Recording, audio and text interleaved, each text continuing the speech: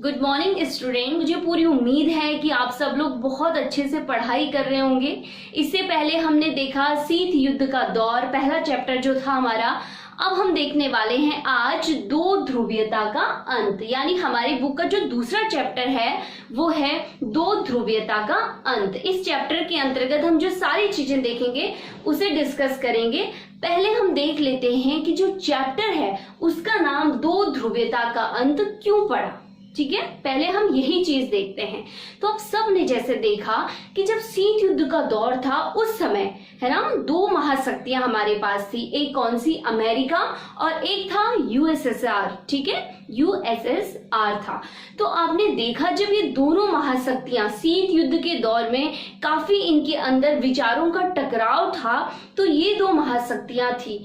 इसके बाद क्या हुआ कि कोई एक ध्रुव, इनको दो ध्रुव कहा गया इन दो महाशक्तियों को, तो इस दौरान किसी एक ध्रुव का अंत हुआ होगा, है ना। जब किसी एक ध्रुव का अंत हुआ होगा तो तभी कहा गया उसे दो ध्रुवीयता का अंत। यानी अब कितने ध्रुव यानी कितनी महाशक्ति बची है? बस एक महाशक्ति बची है।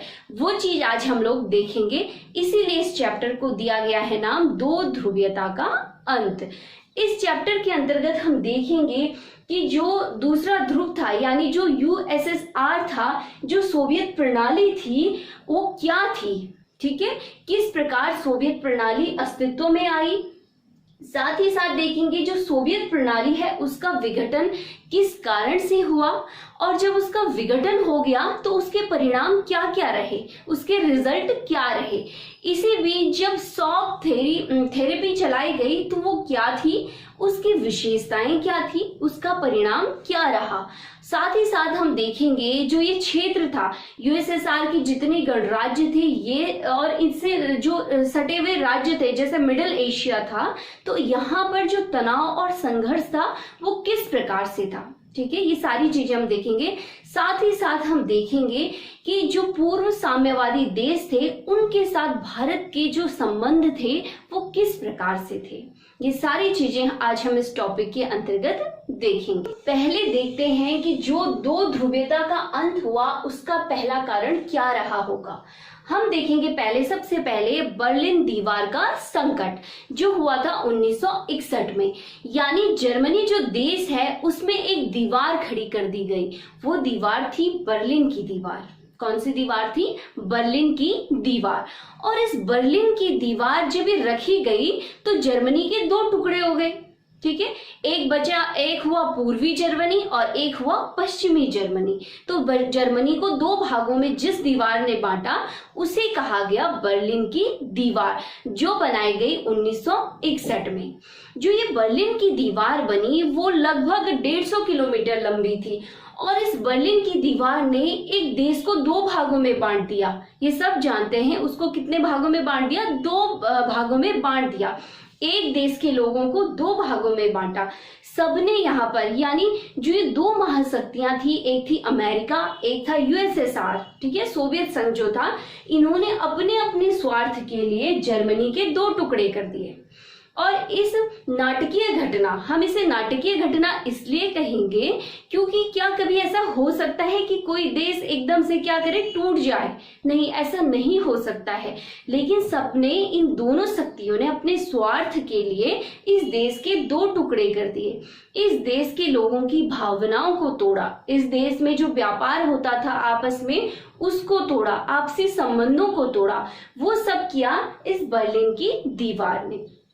अब इस बर्लिन की दीवार को जब रखा गया तो जनता को पहले ये समझ में नहीं आया कि आखिर हम ऐसा क्यों कर रहे हैं।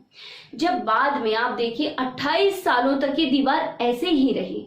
जब बाद में जनता को समझ आने लगा कि आखिर ये दीवार क्यों रखी गई, और उनको समझ में आया कब? 1989 में, 1990 में जब उनको समझ आया कि ये जो दीवार है ये हमारा फायदा उठाने के लिए लगाई गई है, बनाई गई है, तो उन्होंने 28 साल बाद इस दीवार को तोड़ा 1989 में। जब ये दीवार टूटी तो अगले ही साल 1990 में जर्मनी का एकीकरण हो गया। यानी देश फिर से एक हो गया। पूर्वी जर्मनी और पश्चिमी जर्मनी दोनों मिलकर एक हो गए।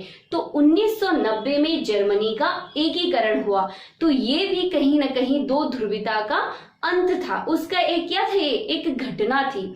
देखिए, अब दो ध्रुवीयता के अंत में दूसरा स्टेप जो लिया था वो लिया था 25 दिसंबर 1991 में, जब जो ये यूएसएसआर था, जो सोवियत संघ था, जब इसका विघटन हुआ तो पूरी तरीके से दो ध्रुवीयता का अंत हो चुका था। तो ये जो घटनाएं हैं, ये दोनों जो घटनाएं हैं, इन्होंने दो ध्रुवीयता के अंत के साथ साथ शीत युद्ध का भी अंत कर दिया। ठीक है, किसका अंत कर दिया? शीत युद्ध का अंत कर दिया। तो हम बहुत जो बड़ी घटनाओं के रूप में देखते हैं, एक देखते हैं जर्मनी का एकीकरण और दूसरा देखते हैं यूएसएसआर का विघटन दो ध्रुवीयता के अंत में। चलिए, ये तो हमने देखा। इसके साथ साथ अगर आप देखेंगे तो जब हम इस टॉपिक को पढ़ेंगे तो हमारे पास कुछ शब्द आएंगे, कुछ वर्ड ऐसे आएंगे जो बार बार आएंगे, तो हम उनको बार बार एक्सप्लेन नहीं कर सकते हैं। तो देखिए, हम उनको यहीं पे समझ लेते हैं, फिर आने वाले जितने भी टॉपिक में आएगा तो आपको कंफ्यूजन नहीं होगा।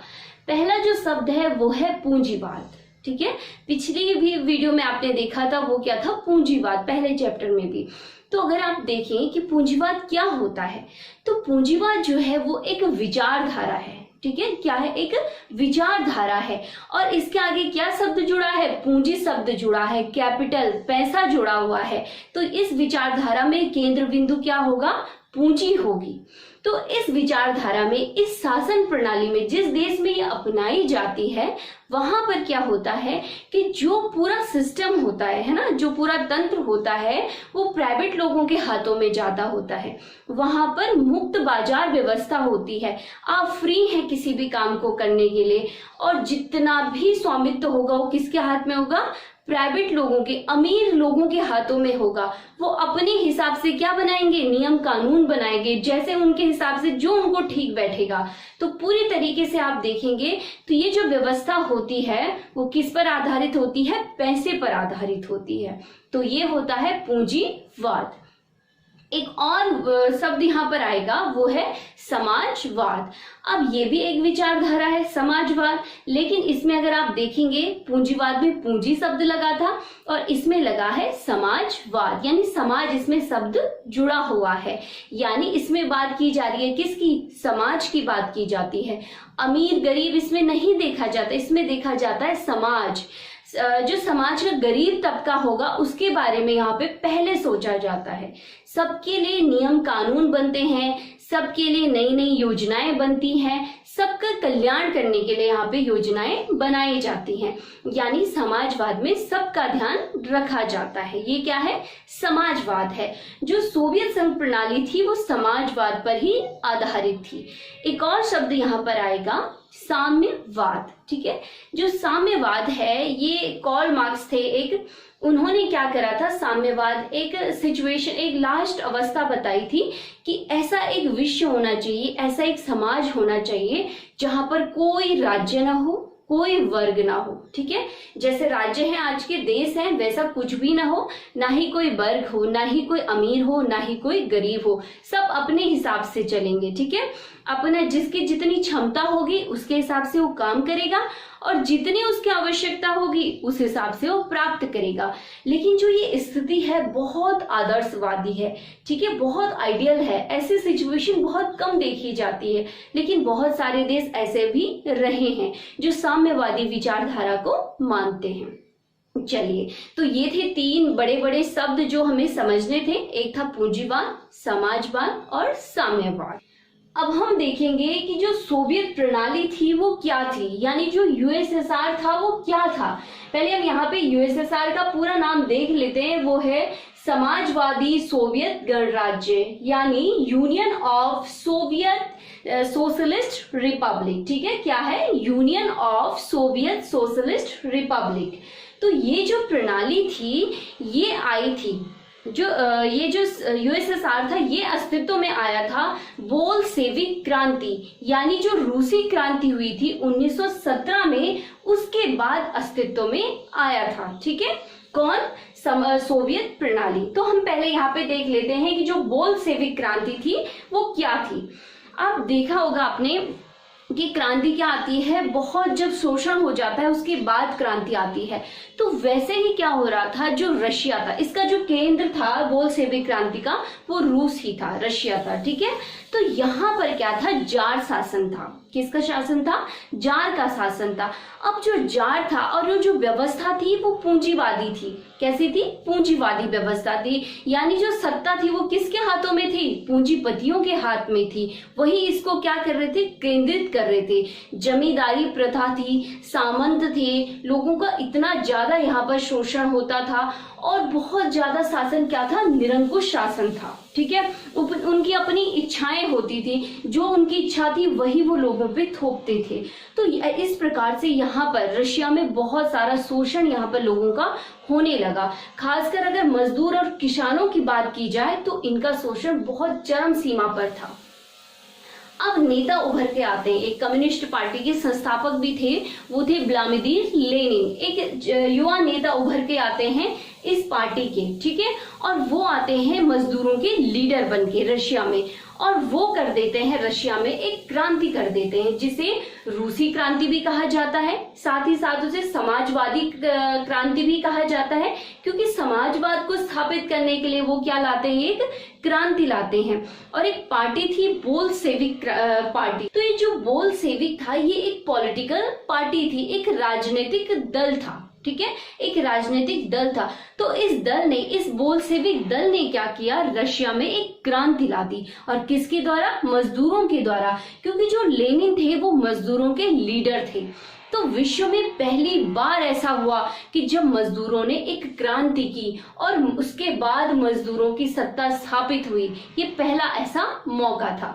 साथ ही मैं यहाँ पे बता दूं कि जो कार्ल मार्क्स थे, जो उन्होंने एक क्रांति की बात की थी बहुत पहले इतिहास में, जो उन्होंने क्रांति की बात की थी, वास्तविक धरातल में पहली बार लेनिन ने उसे कर दिखाया था, ठीक है। मजदूर नेता जो लेनिन थे उन्होंने पहली बार रूसी क्रांति जो करके दिखाई थी वो उसी का क्या था? एक वास्तविक धरातल पर उसको उतारा गया था, ठीक है। तो रशिया में क्या हुआ कि बोल्शेविक क्रांति हो गई 1917 में, कम्युनिस्ट पार्टी की स्थापना कर दी गई। किसके द्वारा? बोल्शेविक पार्टी द्वारा। और उसके नेता कौन थे? लेनिन थे। इनके द्वारा कर दी गई वहां पर समाजवाद की स्थापना।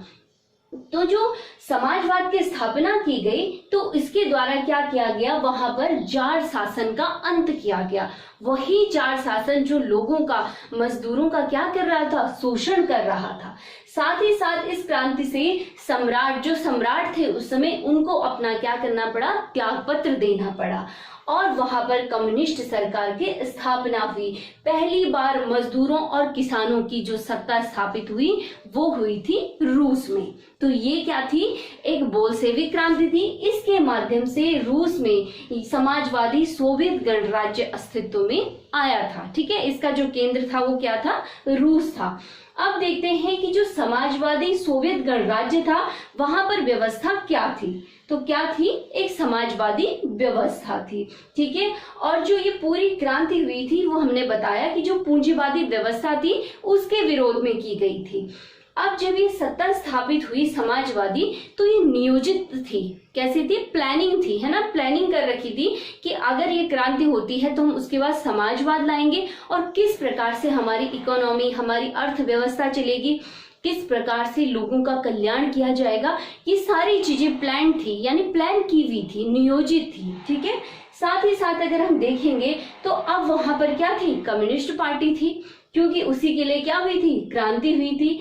साथ ही अगर आप देखेंगे कि मनुष्य को जीने के लिए जो न्यूनतम जीवन की जो चीजें चाहिए होती थी, रोटी, कपड़ा, मकान, शिक्षा, वो सारी चीजें अब वहां पर लोगों को मिलने लगी।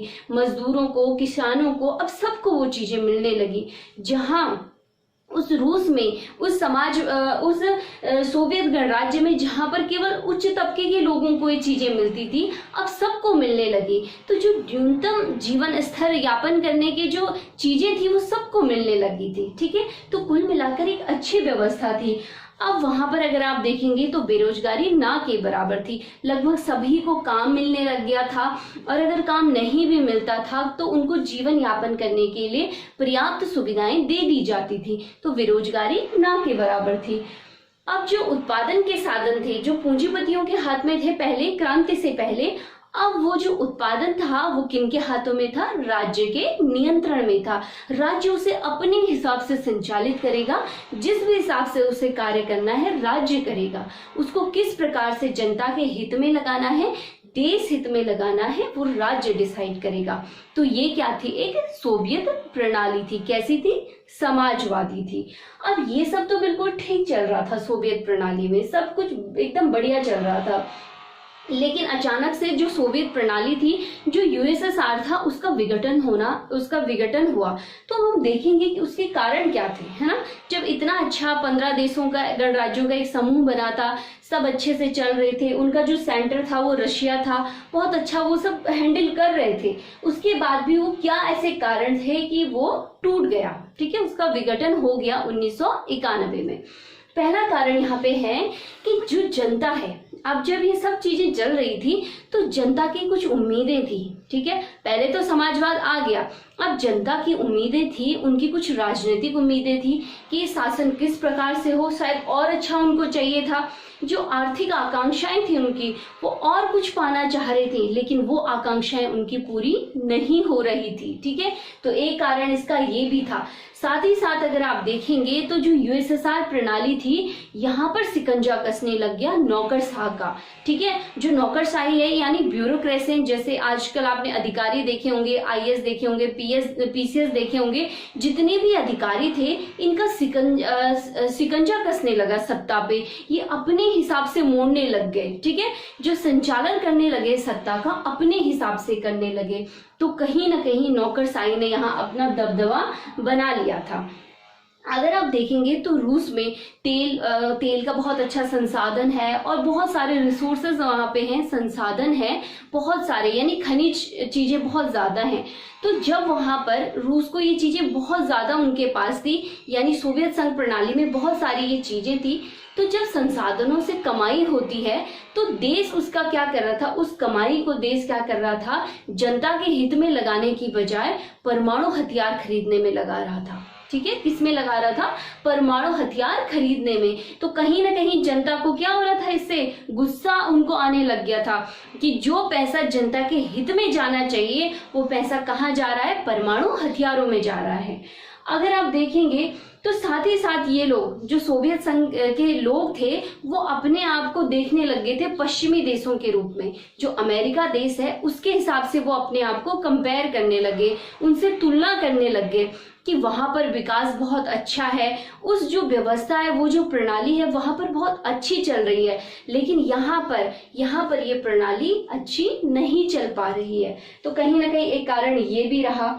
साथ ही साथ मैंने आपको बताया कि जो सोवियत प्रणाली है उसमें रूस को बहुत ज्यादा महत्व दिया जाने लगा, तो कहीं ना कहीं और देशों को क्या लगने लगा कि रूस का यहाँ पे डेवलपमेंट अच्छा हो रहा है, उसका विकास अच्छा हो रहा है, कहीं ना कहीं हम लोगों की क्या हो रही है, यहाँ पे अनदेखी हो रही है। तो एक कारण ये था इसका। नेक्स्ट है जो सोवियत प्रणाली है, यहाँ पर राष्ट्रपति बने 1985 से 1951 तक मिखाइल गोर्बाचोव। तो ये क्या कर रहे थे, इन्होंने खुलेपन और पुनर्रचना की एक परिभाषा दी। इन्होंने कहा कि आप अपने हिसाब से क्या कर सकते हैं, जी सकते हैं। यानी आप कहने का मतलब है कि इन्होंने सुधारों की व्यवस्था की। इन्होंने क्या किया कि जो परमाणु हथियार हैं उन पर पैसा लगाना कम कर दिया, ठीक है। जो जनता का पैसा था, जो संसाधनों का पैसा था, उसको इन्होंने परमाणु हथियारों के बजाय जनता पे लगाना शुरू कर दिया। जो अफगानिस्तान में सेना थी उसको भी वापस बुला दिया। साथ ही साथ जो जर्मनी का एकीकरण हुआ था 1990 में, कहीं ना कहीं उसको भी समर्थन दे दिया। तो ये सारी चीजें जो थी वो मिखाइल गोर्बाचोव की क्या थी, एक सुधारवादी नीति थी। तो ये भी इसका कारण रहा कि लोगों को एक शह मिल गई, एक पनाह मिल गई कि जो हमारे राष्ट्राध्यक्ष हैं वो भी क्या करना चाह रहे हैं, इस प्रणाली से इतने ज्यादा खुश नहीं हैं। वो भी चाहते हैं कि यहाँ पर क्या हो, चेंज हो। नेक्स्ट देखेंगे, जो यहाँ पर अर्थव्यवस्था की गति थी वो बहुत ज्यादा धीमी हो गई थी, क्योंकि जो सारा पैसा था वो परमाणु हथियारों पे लग रहा था। वो इधर उधर से जो सैनिक खर्चे थे उन पे ज्यादा बढ़ाया जा रहा था। तो हम जो इकोनॉमी थी यहाँ की वो बहुत अच्छी ग्रो नहीं कर रही थी, उसकी गति बहुत कम थी। तो इससे भी जनता क्या थी, बहुत ज्यादा नाखुश थी। ये जो गणराज्य आपस में मिले थे जिससे यूएसएसआर बना था, तो वो लोग क्या थे, इससे अब खिन्न होने लगे थे, दूर होने लगे थे। नेक्स्ट है, जो राष्ट्रीय भावनाओं का लोगों में अब विकास होने लग गया था। जो गणराज्य आपस में मिले हुए थे उनके अंदर एक भावना आने लग गई कि क्यों ना हम अलग अलग स्वतंत्र देश हो जाएं और अपने अपने देश का विकास करें, अपने देश की जनता का विकास करें। क्यों हम इस समूह में रहकर जबरदस्ती अपने आप को खींचे जा रहे हैं इस समूह में लेके। तो उनके अंदर एक राष्ट्रीयता की भावना का विकास होने लग गया। और अब देखिए, जैसे ही मिखाइल गोर्बाचोव का विरोध होने लग गया तो उन्होंने 25 दिसंबर 1991 में क्या कर दिया, इस्तीफा दे दिया। ठीक है, इस्तीफा दे दिया संसद में। तो उसके बाद क्या हुआ, अगले ही दिन 26 दिसंबर 1991 को बहुत सारे देशों ने एक प्रस्ताव पारित कर दिया संसद में कि हम खुद ही क्या हो रहे हैं, स्वतंत्र हो रहे हैं। यूएसएसआर जो प्रणाली है उससे हम स्वतंत्र हो रहे हैं। तो इस प्रकार से देखेंगे, जो 25 दिसंबर 1991 को यूएसएसआर प्रणाली का विघटन हो गया और इसी दिन क्या हो गया, शीत युद्ध का अंत हो गया, दो ध्रुवीयता का अंत हो गया। अब एक ही महाशक्ति बची है, वो है अमेरिका। यानी जो रूस था, यानी जो यूएसएसआर था, वो क्या हो गया है, अब टूट चुका था। ठीक है, अब वो उसका विघटन हो चुका था। अब आप देखेंगे, जब यूएसएसआर का विघटन हुआ तो उसके परिणाम क्या क्या रहे।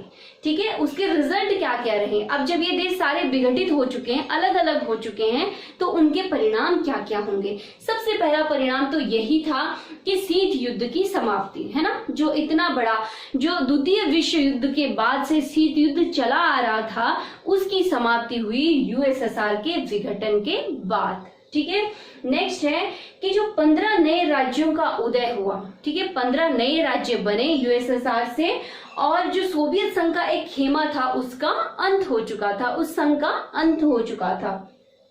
यहीं पर अगर आप देखेंगे तो मैंने बहुत बार बोला है कि जो परमाणु हथियारों की होड़ थी उसकी समाप्ति हो गई है, क्योंकि अब सब अलग अलग हो चुके हैं। सबको परमाणु हथियारों से ज्यादा अपने विकास, अपने देश की जनता के विकास का ज्यादा ध्यान था, ना कि परमाणु हथियारों का। तो कहीं ना कहीं परमाणु हथियारों की जो होड़ थी वो समाप्त हो गया था। अब नेक्स्ट हम देखेंगे कि जब यूएसएसआर टूटा, ठीक है, यूएसएसआर टूटा तो इसका उत्तराधिकारी बचा कोई, तो वो कौन बचा, रूस बचा। ठीक है, उसका उत्तराधिकारी कौन बचा, रूस बचा। अब यूएसएसआर नहीं रहा, अब यहाँ पर रहा केवल और केवल रूस। और रूस को इसी हिसाब से, जब वो यूएसएसआर का उत्तराधिकारी था तो इसी हिसाब से उसे यूएनओ में परमानेंट मेंबर की सदस्यता भी मिली। जो स्थायी सदस्य होते हैं यूएनओ में, उन 5 में जगह किसको मिल गई, रूस को मिल गई। साथ ही साथ जो G7 समूह था उसमें जो 8वां देश बना वो भी कौन सा बना, रूस बना। नेक्स्ट अगर हम देखेंगे तो कहीं ना कहीं जो समाजवादी विचारधारा थी जो यूएसएसआर से चली आ रही थी, तो उस पर एक प्रश्न चिन्ह लग गया कि क्या जो समाजवादी विचारधारा है वो अच्छी है या बुरी है, या वो चल नहीं पाई है। इस पर एक प्रश्न चिन्ह लगा। लेकिन विचारकों ने यहाँ पे बताया, जो बड़े बड़े इतिहासकार रहे हैं, विचारक रहे हैं, उन्होंने कहा है कि माना कि कोई विचारधारा किसी भी समूह या देश में बहुत टाइम तक नहीं चली, तो इसका मतलब ये नहीं है कि उस विचारधारा में क्या है, वो विचारधारा खराब है। ठीक है, या वो विचारधारा चल नहीं सकती है, बल्कि उसको अगर अपनाना है तो थोड़ा उसे क्या करना पड़ेगा, मॉडिफाई करना पड़ेगा, समय और परिस्थिति के हिसाब से नजरिया बदलना पड़ेगा। तो इस जो विचारधारा के प्रश्न चिन्ह का सवाल है, तो समाजवादी विचारधारा पर लोग सोचने के लिए मजबूर हुए। ठीक है। साथ ही साथ अगर आप देखेंगे जब दो ध्रुवीयता का अंत हो गया तो अब एक ही महाशक्ति बची, एक ही ध्रुव बचा, वो था अमेरिका। तो अमेरिका का वर्चस्व पूरी दुनिया में अब कायम हो गया था। ठीक है। नेक्स्ट है जो पूंजीवादी उदारवादी व्यवस्था थी। अब जो ये देश टूटे थे, इन्होंने कहा कि हम पूरा का पूरा अब पश्चिमी देशों के हिसाब से चलेंगे, जैसे अमेरिका चलता है, जैसे ऑस्ट्रेलिया चलता है, जैसे उसके संगठन के देश चलते हैं, उस समूह के देश चलते हैं, उसी हिसाब से अब ये और देश भी क्या करने लगे, उन्हीं के नक्शे कदम पे चलने लगे। तो ये क्या थे, यूएसएसआर के विघटन के बाद परिणाम थे। ठीक है। अब ठीक है, अब देखिए यूएसएसआर का विघटन भी हो गया, उसके हमने कारण भी देख लिए, परिणाम भी देख लिए, सब अलग हो गया है, विघटन हो चुका है, दो ध्रुवीयता का अंत हो चुका है। उसके बाद अगर आप देखेंगे तो शॉक थेरेपी, ठीक है, शॉक थेरेपी। अब ये समाजवादी प्रणाली, मैंने आपको बताया समाजवादी प्रणाली हम पढ़ रहे थे, और एक तरफ ये लोग कहाँ जाना चाह रहे थे, पूंजीवादी व्यवस्था की ओर जाना चाह रहे थे। तो 1990 के टाइम पे ही क्या हुआ, अब इसके टूटने की आशंका तो पहले से थी कि यूएसएसआर अब ज्यादा दिन तक नहीं रहेगा। तो वर्ल्ड बैंक जो विश्व बैंक है और आईएमएफ इंटरनेशनल मॉनेटरी फंड यानी अंतर्राष्ट्रीय मुद्रा कोष, ये दो जो बड़े बैंक है विश्व के, इन्होंने कहा, इन यूएसएसआर की जो कंट्री थी इनको इन्होंने कहा कि हम एक क्या चलाएंगे, थेरेपी, एक प्लान चलाएंगे, एक रास्ता दिखाएंगे आप लोगों को कि आप क्या करोगे, समाजवादी व्यवस्था से, जिस व्यवस्था में आप हैं, आप उस व्यवस्था से कहाँ चले जाओगे, सीधे पूंजीवादी व्यवस्था की तरफ चले जाओगे। उन्होंने इसको एक रास्ता दिया। ठीक है। अब उस रास्ते देने में उनको क्या हुआ, अब पूंजीवादी व्यवस्था की तरफ जा रहे हैं, और पूंजीवादी व्यवस्था क्या होती है आपको पता होती है, जहां पर पूरा का पूरा खेल खेला जाता है, पूंजीपतियों के द्वारा खेला जाता है, सत्ता पर केंद्रण उन्हीं का होता है, प्राइवेट चीजें ज्यादा होती हैं। तो अब क्या किया गया, इसका भी इन्होंने केंद्र बिंदु मेन बनाया रूस को। ठीक है। अब रूस की जो सार्वजनिक संपत्तियां थी, जो सरकारी संपत्तियां थी, उनको प्राइवेट को देने लग गए। ठीक है, वो निजी हाथों में देने लग गए। अब निजी हाथों में जब वो देने लग गए उस चीज को, तो बिल्कुल एक गैराज सेल बन गई, जिस हिसाब से सस्ते दामों में उन्होंने सार्वजनिक संपत्तियों को बेचना शुरू कर दिया। पूंजीपतियों ने क्या कर दिया, उन्हें लेना शुरू कर दिया, और बहुत सस्ते दामों में, बहुत बिल्कुल लो प्राइस में वो लेने लग गए। तो जो रूस थी, उसकी जो अर्थव्यवस्था थी वो एकदम से नीचे गिर गई, क्योंकि उसके जो सारे सरकारी जैसे बैंक थे, औद्योगिक ढांचा था, वो तुरंत निजी हाथों में गया, और वो बिका जो, वो बहुत सस्ते दामों में बिका। तो इस प्रकार से रशिया की जो मुद्रा थी रूबल, उसमें बहुत भारी गिरावट देखने को मिली थी जब से वो चली आ रही है, और तब तक 1990 के दौर में। तो अगर आप देखेंगे तो जो शॉक थेरेपी थी वो पूरी तरीके से असफल रही। ठीक है, पूरी तरीके से क्या रही, वो असफल रही। उसके जो विशेषताएं थी हमने देखी कि पूंजीवाद की तरफ वो जाने के लिए एक रास्ता दे रहे हैं, किन देशों को, इन समाजवादी देशों को। उनके परिणाम अगर आप देखेंगे तो जो रूस का औद्योगिक ढांचा था वो बिल्कुल समाप्ति की ओर था, क्योंकि 90% जो सरकारी ढांचा था वो किस में जा रहा था, निजी हाथों में जा रहा था। तो और इसी कारण क्या होती, शॉक थेरेपी क्या हुई, पूरी तरीके से असफल रही।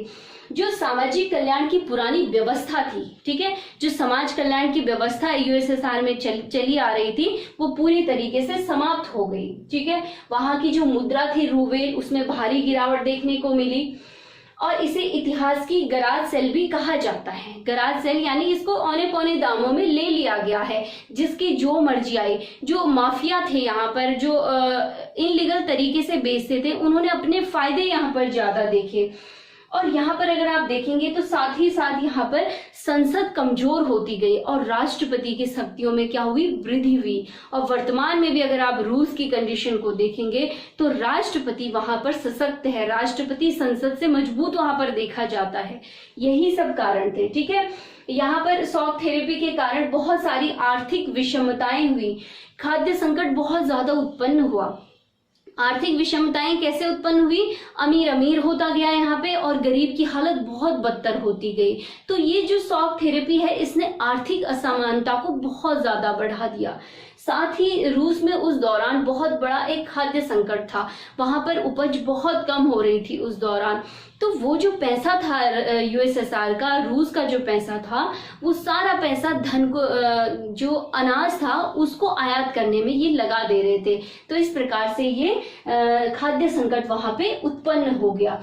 तो कुल मिलाकर जो शॉक थेरेपी थी, जो वर्ल्ड बैंक और आईएमएफ द्वारा चलाई गई थी, वो पूरी तरीके से क्या रही, असफल रही। ठीक है, और क्यों चलाई गई थी, समाजवाद से पूंजीवाद की तरफ बढ़ने के लिए चलाई गई थी, एक रास्ता दिया गया था ये।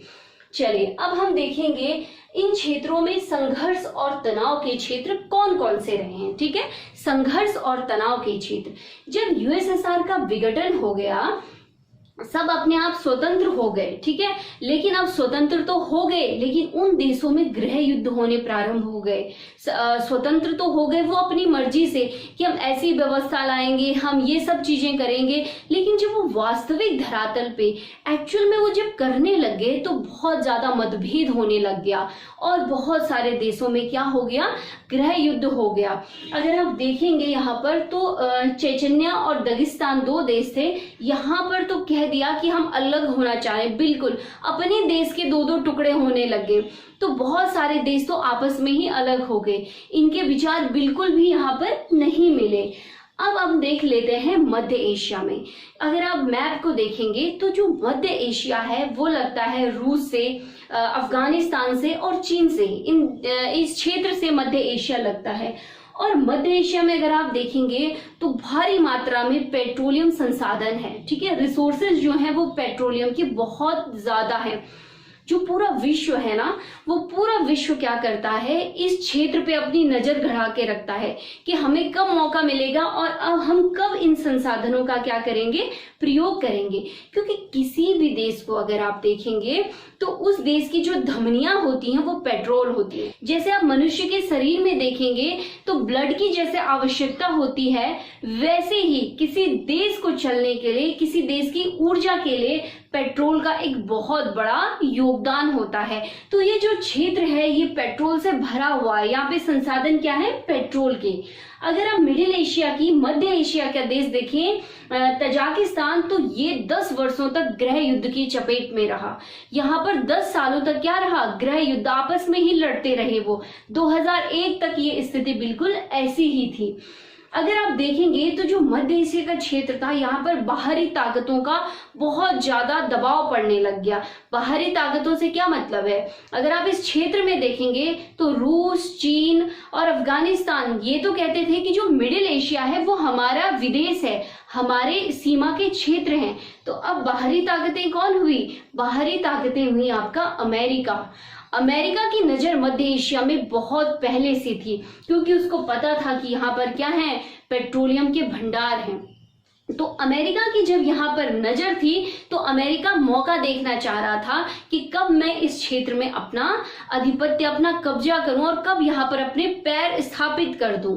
अब इसी क्रम में अगर आप देखेंगे 11 सितंबर 2001 की घटना आप सब ने सुनी है, देखी है, पढ़ी है, और न्यूज में भी अगर आप देखते हैं हर साल इस दिन पर इसके बारे में बताया जाता है। यानी 11 सितंबर 2001 को अमेरिका में हुआ था बहुत बड़ा आतंकी हमला। ठीक है, यहाँ पर आतंकवादियों ने एक विमान को क्या कर दिया, हाईजैक कर दिया और उसको मिसाइल के रूप में प्रयोग किया। ठीक है, आतंकवादी घटना, उन्होंने उन विमानों को अमेरिका के वर्ल्ड ट्रेड सेंटर और पेंटागन में जाकर क्या कर दिया, टकरा दिया था।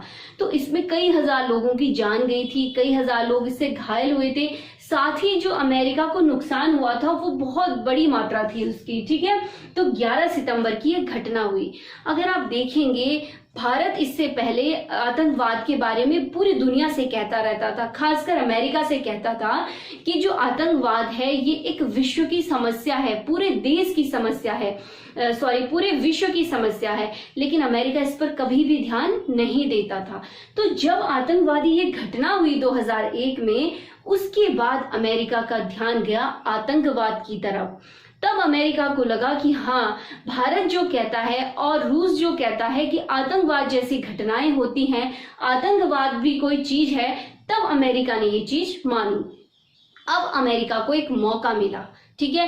अब उसने एक प्रण ले लिया, एक अभियान चला दिया कि वो आतंकवादी जो संगठन है उनको समाप्त करेगा। तो कहीं ना कहीं वो जाके गया सीधे कहाँ, मध्य एशिया में। मध्य एशिया में उसने अपने सैनिक ठिकाने स्थापित करने शुरू कर दिए, वहां पर अपने सैनिक अड्डे शुरू कर दी, अपनी कंपनियां खोलनी शुरू कर दी। बहाना था आतंकवादियों को समाप्त करना। इसके बाद अगर आप देखेंगे, जब अफगानिस्तान और इराक का युद्ध हुआ तो अमेरिका का अब मध्य एशिया में इतना दबदबा था कि उसने इस दौरान वहां से मिसाइलें उड़ाने की परमिशन दे दी। कहां से, मध्य एशिया से। यानी इतना दबदबा अमेरिका का मध्य एशिया में हो गया। तो मध्य एशिया की जो स्थिति थी वहां पर कंटिन्यू वो बनी रही, वो संघर्ष और वो तनाव बना रहा। साथ ही साथ अगर आप देखेंगे, रूस का बस यही मानना था कि ये मुझसे लगे हुए देश हैं, तो ये मेरे निकटवर्ती देश है, ये मेरा विदेश है, यहाँ पर जो आधिपत्य होना चाहिए, यहाँ पर ज्यादा जो फायदा मिलना चाहिए वो रूस को मिलना चाहिए। चाइना भी इसका फायदा उठा रहा था। धीरे धीरे चाइना ने भी मिडिल एशिया में जाकर क्या करने लग गया, व्यापार करने लग गया। तो इस प्रकार से अगर आप देखेंगे तो मिडिल एशिया में क्या रहा, संघर्ष और तनाव काफी बढ़ा रहा। जो नाटो है, अमेरिका द्वारा संचालित जो सैन्य संगठन है, उसने भी यहाँ पर काफी ज्यादा क्या करा, इंटरफेयर किया। तो ये जो मेन क्षेत्र था संघर्ष और तनाव का, कौन था, मध्य एशिया था। इसके बाद अगर हम देखेंगे बाल्कन राज्य पे देखते हैं। यूरोप में बाल्कन स्टेट हैं, ठीक है, 3 देश हैं जिनको बाल्टिक स्टेट कहा जाता है। वो है एस्टोनिया, लाटविया और लिथुआनिया। ये तीनों देश जो हैं वो बाल्टिक सागर के किनारे हैं, एक लाइन से लगे हुए हैं। कौन कौन, एस्टोनिया, लाटविया और लिथुआनिया। तो ये जो तीनों देश हैं इनका बहुत ज्यादा महत्व था। एक तो ये बाल्टिक सी से लगे हुए थे, तो व्यापार हो गया, हर चीज से इनका अपना एक महत्व था। तो इसमें क्या हो गया, यूरोप, जो पूर्वी यूरोप था यानी जो रशिया था, वो चाहता था कि बाल्टिक जो स्टेट हैं, जो राज्य हैं, वो हमारे साथ आकर मिले। और जो पूंजीवादी थे, जो अमेरिका था, वो चाहता था कि जो बाल्टिक राज्य हैं वो हमारे साथ आकर मिले। तो कहीं ना कहीं जो ये बाल्टिक राज्य थे, ये दंगल का अखाड़ा बन गया।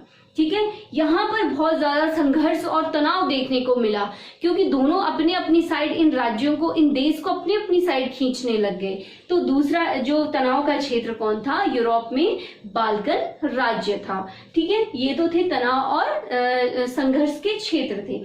अब हम देख लेते हैं, हमारा अंतिम जो पॉइंट है वो है पूर्व साम्यवादी देश और भारत के संबंध कैसे थे।